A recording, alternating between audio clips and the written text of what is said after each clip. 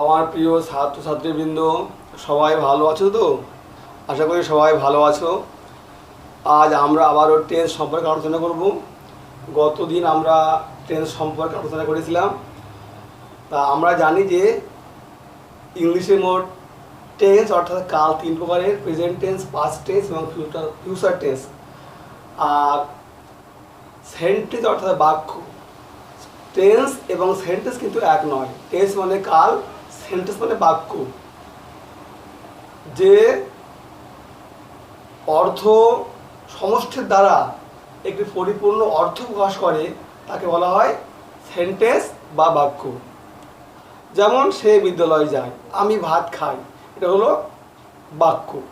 এর দ্বারা এখানে একটি অর্থ প্রকাশ করা হচ্ছে। আর টেন্স মোট তিন প্রকারের: প্রেজেন্ট টেন্স, পাস্ট টেন্স এবং ফিউচার টেন্স। আগেই বলেছি। এবং প্রত্যেকটি টেন্স আবার চার ভাগে বিভক্ত, অর্থাৎ মোট 12টি বিভাগ। এখন এই 12টি বিভাগ আমি আগে বিভিন্ন দিন আলোচনা করেছিলাম। আমার মনে হয় তোমরা অনেকটা আয়ত্ত করতে পেরেছো। তা এখন এই যে টেন্স সম্পর্কে আমরা আলোচনা করব। এখন টেন্স সম্পর্কে কিন্তু আলোচনা করতে গেলে, সেন্টেন্স সম্পর্কে আলোচনা করতে গেলে ভালোভাবে টেন্স জানতে হবে। টেন্স এবং সেন্টেন্স অঙ্গাঙ্গিভাবে জড়িত। টেন্স এবং সেন্টেন্স উভয়ের মধ্যে কিন্তু গভীর সম্পর্ক আছে। এই যে 12খানা টেন্সের যে 12খানা বিভাগ, এই প্রত্যেকটা বিভাগ অনুসারে আমরা সেন্টেন্স আলোচনা করব। আমরা জানি ফাংশন বা কার্য অনুসারে সেন্টেন্সগুলিকে 5 ভাগে ভাগ করা যায়: অ্যাসার্টিভ, ইম্পারেটিভ, অবজেক্টিভ,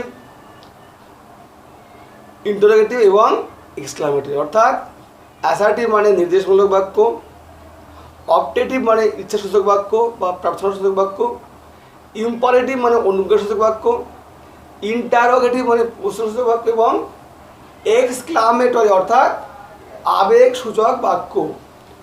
এখন এই প্রত্যেকটি সেন্টেন্স কিন্তু আবার 2 ভাগে বিভক্ত। অর্থাৎ সেগুলো কী কী? অ্যাফার্মেটিভ এবং নেগেটিভ। অর্থাৎ অ্যাফার্মেটিভ মানে হ্যাঁ সূচক, নেগেটিভ মানে না সূচক। আমরা জানি যে আমরা দৈনন্দিন যে কথাবার্তা বলি তাতে 4 রকমের বিশেষ বাক্য আমরা ব্যবহার করি। সেগুলো কী কী? অ্যাফার্মেটিভ, নেগেটিভ, ইন্টারোগেটিভ এবং নেগেটিভ ইন্টারোগেটিভ। অর্থাৎ হ্যাঁ সূচক, না সূচক, প্রশ্নসূচক এবং না প্রশ্নসূচক। আমরা আরও জানি যে কতগুলি অক্সিলিয়ারি ভার্ব বা হেল্পিং ভার্ব ইংলিশে আছে। সেগুলি কটি? সেগুলি মোট 24টি। এখন এই হেল্পিং ভার্বগুলি দিয়ে কিন্তু ইন্টারোগেটিভ সেন্টেন্স বা প্রশ্নবোধক বাক্য তৈরি করা যায়। 3 রকমের ভার্ব কী কী? ডু ভার্ব, হ্যাভ ভার্ব এবং be verb. Do verb, have verb এবং বি ভার্ব, এইগুলি দিয়ে কিন্তু ইন্টারোগেটিভ সেন্টেন্স অর্থাৎ প্রশ্নবোধক বাক্য তৈরি করা যায়। এছাড়াও কিছু আছে ডব্লিউএইচ অর্থাৎ প্রশ্নবোধক শব্দ। যেমন কী কী? সেগুলো কী কী? Who, which, what, when, how, whose, whom, why. এই 9টি। এই 9টি ডব্লিউএইচ ওয়ার্ড দিয়েও কিন্তু ইন্টারোগেটিভ সেন্টেন্স বা প্রশ্নবোধক বাক্য তৈরি করা যায়। এদের মধ্যে হু দিয়ে এক ধরনের বাক্য তৈরি করা যায়, আর অন্যগুলি দিয়ে কিন্তু অন্যভাবে বাক্য তৈরি করা যায়। হুয়ের একটা নিয়ম আর অন্যগুলির অন্যরকম নিয়ম। যাই হোক, তাহলে আমরা কি পেলাম? বাক্য হবে affirmative, negative, interrogative, negative interrogative. তাহলে এই 4 রকমের বাক্য আমরা দৈনন্দিন কথাবার্তা ব্যবহার করি। এখন এই যে এই 4 রকমের বাক্যের মধ্যে আমরা মোট 7টি সেন্টেন্স শিখব। কী কী? অ্যাফার্মেটিভে একটা, নেগেটিভে একটা, দুটো,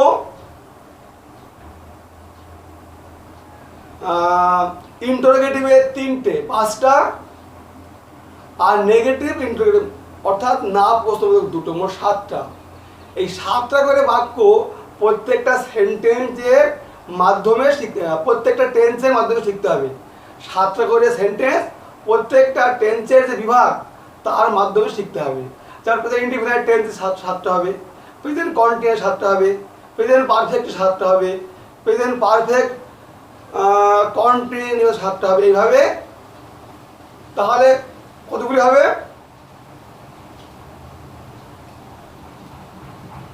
কিন্তু একটা বিশেষ কথা হলো, এগুলি শুধুমাত্র হবে এই যে আমি বললাম বি ভার্ব, হ্যাভ ভার্ব এবং ডু ভার্ব, এগুলি কিন্তু হবে সাতটা করে বাক্য।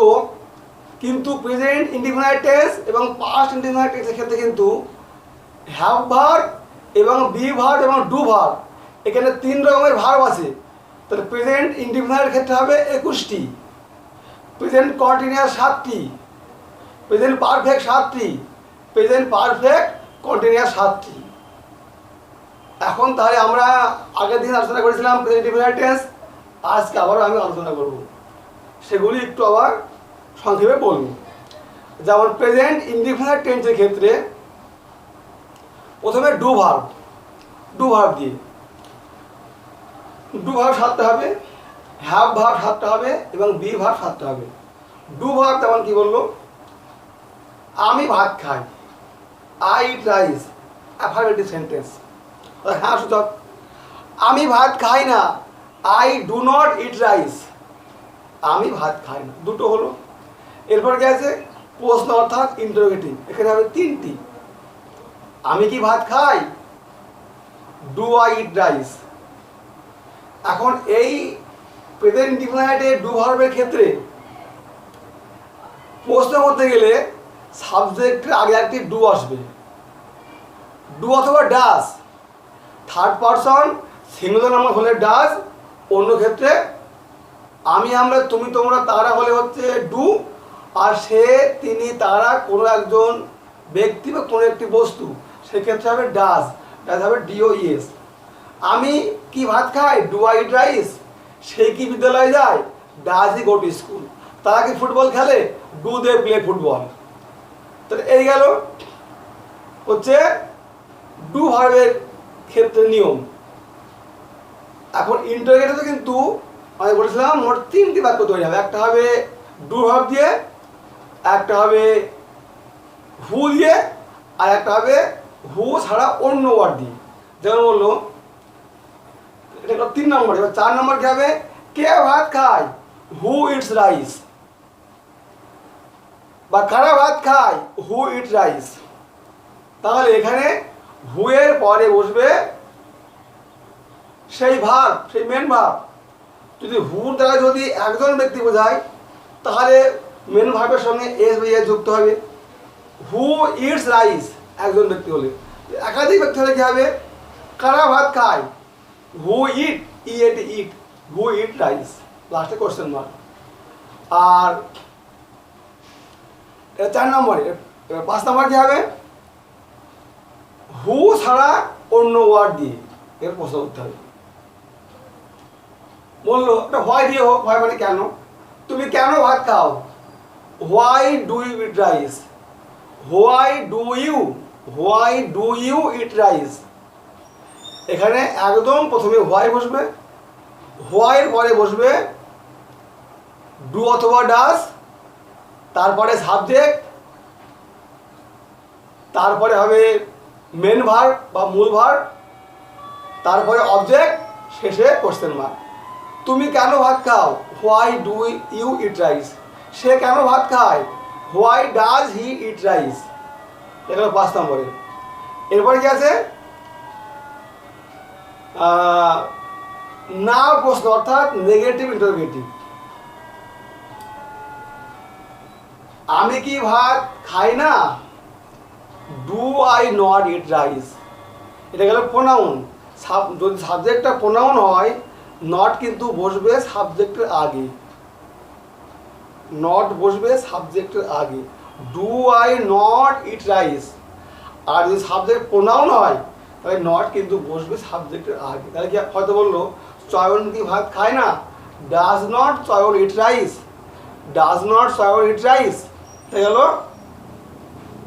নাউনের ক্ষেত্রে। তাহলে ডু ভার্ব শেষ, এবার আছে বি ভার্ব। বললো সে ভালো ছেলে, affirmative. He is a good boy, negative. He is not a good বয়, দুটো হলো ইন্টারোগেটিভ। কে ভালো ছেলে, হু ইজ এ গুড বয়। তারপর বললো সে কি ভালো ছেলে, ইজ হি এ গুড বয়। তারপরে বললো সে কিভাবে ভালো ছেলে, how is he a good boy, কিংবা why is he a good boy, সে কেন ভালো ছেলে। তারপরে কি বললো, এই গেল 5টা। আর সে কি ভালো ছেলে নয়, is he not A good বয়। ওই জায়গায় বলেছিলাম প্রোনাউন হলে নট বসবে সাবজেক্টের পরে, অর্থাৎ আমি, আমরা, তুমি, তোমরা, সে, তিনি, তারা, এদের পরে। সে কি ভালো ছেলে নয়, is he not A good বয়। এবার 7 নম্বর কি হবে, রাম কি ভালো ছেলে নয়, রাম নাউন, এখানে নটটা হবে আগে। Is not Ram a good boy, 7টা হলো। এবার হবে হ্যাভ ভার্বে।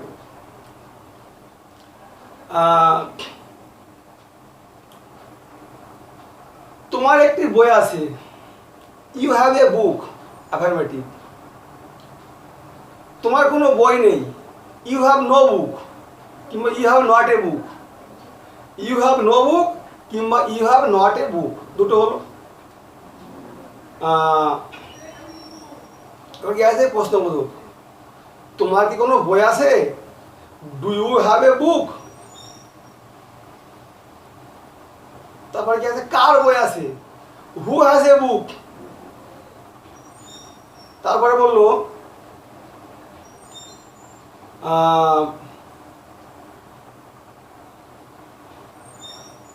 তোমার কেন একটি বই আছে, why do you have a book, why do you have a book. 5 নম্বরে তার কি কোনো বই নেই, has he no book, has he not a book, কিংবা হ্যাজ হি নো বুক। এবার বললো নাউন দিয়ে, অর্থাৎ নাম দিয়ে। নয়নের কি কোনো বই নেই, has not Nayan A book, কিংবা হ্যাজ নট নয়ন এনি বুক। এটা হচ্ছে নাউন দিয়ে, যেখানে নটটা হবে আগে। তাহলে আমার প্রেজেন্ট ইনডিফিনিট টেন্সের বি ভার্ব, হ্যাভ ভার্ব এবং ডু ভার্ব হলো। এখানে মোট 21টি বাক্য হলো। এরপরে আজকে আলোচনা হচ্ছে প্রেজেন্ট কন্টিনিউয়াস টেন্স। এখানে কিন্তু মোট 7টি হবে, অর্থাৎ 7টি বাক্য এখানে হবে। প্রেজেন্ট কন্টিনিউয়াস টেন্স কি, বর্তমানকালে কোনো কাজ করা হচ্ছে, চলছে, ঘটছে, এইরূপ বললে হবে প্রেজেন্ট কন্টিনিউয়াস টেন্স। আমি যাচ্ছি, সে দেখছে, তুমি খাচ্ছ, তারা বলছে, তারা খেলছে, সব হলো প্রেজেন্ট কন্টিনিউয়াস টেন্স, অর্থাৎ বর্তমানকাল। এর যে সাধারণ সেন্টেন্স সেটা হলো অ্যাফার্মেটিভ। এর সেন্টেন্স, এই টেন্সের যে একটা বাক্য, যে কোনো বাক্যই হলো প্রথম অর্থাৎ অ্যাফার্মেটিভ হবে। আমি ভাত খাচ্ছি, অ্যাফার্মেটিভ। তারা বিদ্যালয়ে যাচ্ছে, অ্যাফার্মেটিভ। এখানে মোট 7টি বাক্য তৈরি হবে। যেমন প্রথমে অ্যাফার্মেটিভ,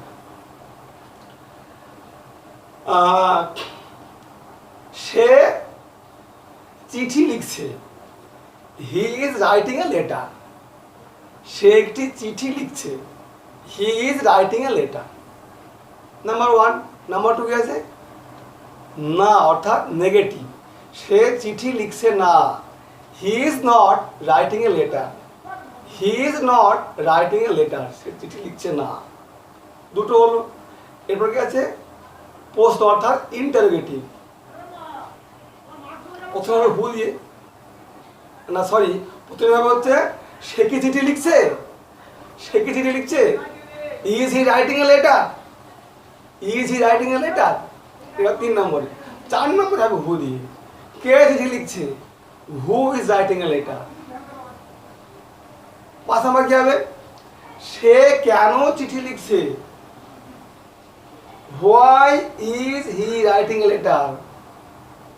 কে বললো, সে কিভাবে চিঠি লিখছে, সে কাকে চিঠি লিখছে, এরকম হু ছাড়া সব কিন্তু অন্যরকম নিয়ম হয়। 4 নম্বর হু দিয়ে হবে, কে চিঠি লিখছে, who is writing a letter. 5 নম্বর কি হবে, সে কেন চিঠি লিখছে, why is he writing a letter. 4, এটা হলো 5 নম্বরে। আর 6 নম্বর কি হবে, সে কেন চিঠি লিখছে না, এটা হলো negative interrogative. Why is he not writing a letter, why is he not writing a letter, সে কেন চিঠি লিখছে না, এটা হলো 6 নম্বরে। আর 7 নম্বর কি হবে, নাউন দিয়ে, সাবজেক্ট নাউন হবে, হলো তপন কেন চিঠি লিখছে না, তপন, তপন কি চিঠি লিখছে না, এটা কি দিয়ে হবে, তপন কি চিঠি লিখছে না, is not Tapan writing a letter, is not Tapan writing a letter. তাহলে প্রথমে হবে কি, হেল্পিং ভার্ব বা সাহায্যকারী ভার্ব, তারপরে নট, তারপরে নাউন অর্থাৎ সাবজেক্ট নাউন, তারপরে মেন ভার্ব বসে আইএনজি, তারপরে অবজেক্ট বা কর্মপদ এবং শেষে কোশ্চেন মার্ক। তপন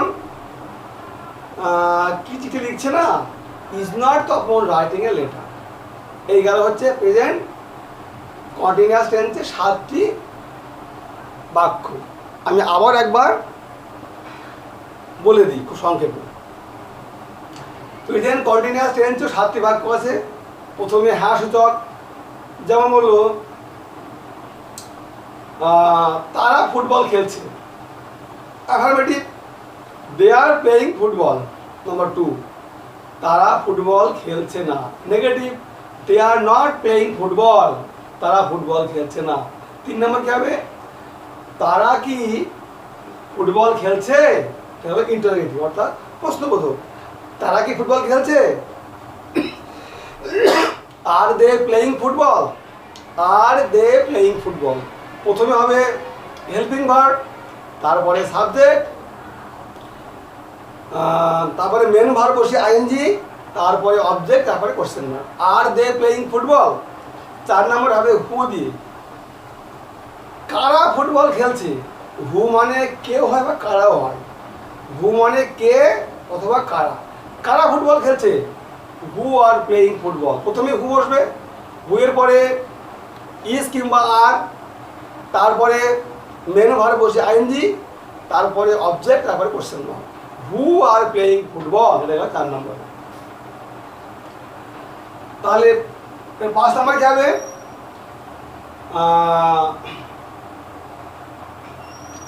তারা কেন ফুটবল খেলছে, এটা question mark. Why are they playing football, এখানে কিন্তু প্রথমে ডব্লিউএইচ ওয়ার্ড, ডব্লিউএইচ ওয়ার্ডের পরে বসবে হচ্ছে হেল্পিং ভার্ব,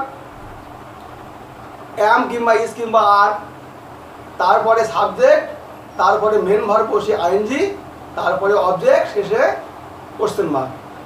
তারা কেন ফুটবল খেলছে, why are they playing football, এটা গেল ইন্টারোগেটিভ। মোট 5টা হলো। এবার আছে না প্রশ্ন অর্থাৎ নেগেটিভ ইন্টারোগেটিভ। তারা কি ফুটবল খেলছে না, তারা কি ফুটবল খেলছে না, তারা হলো প্রোনাউন। এখানে কি নিয়মটা, প্রথমে হেল্পিং ভার্ব অর্থাৎ অ্যাম ইজ আর, তারপরে কি বলবে নট, না নট পরে বসবে, প্রথমে হেল্পিং ভার্ব, তারপরে হচ্ছে সাবজেক্ট, এটা হলো প্রোনাউনের ক্ষেত্রে। প্রথমে হেল্পিং ভার্ব, তারপরে হলো সাবজেক্ট প্রোনাউন, তারপরে নট, তারপরে মেন ভার্ব বসে আইএনজি, শেষে কোশ্চেন মার্ক। অবজেক্ট বসে কোশ্চেন মার্ক। তারা কেন ফুটবল খেলছে না? তারা কি ফুটবল খেলছে না?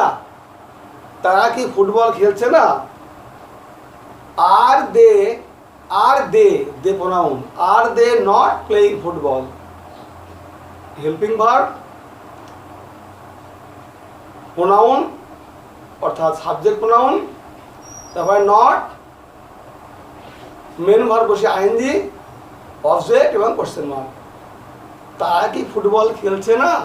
Are they not playing football? এরপর হবে কি নাউন অর্থাৎ বিশেষ্য পদ দিয়ে বললো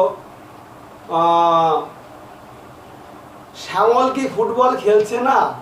এখানে প্রথমে হবে একই নিয়ম, হেল্পিং ভার্ব, তারপরে কি বসবে নট, নটের পরে কি বসবে সাবজেক্ট নাউন, তারপরে মেন ভার্ব বসে আইএনজি, তারপরে অবজেক্ট, তারপরে কোশ্চেন মার্ক।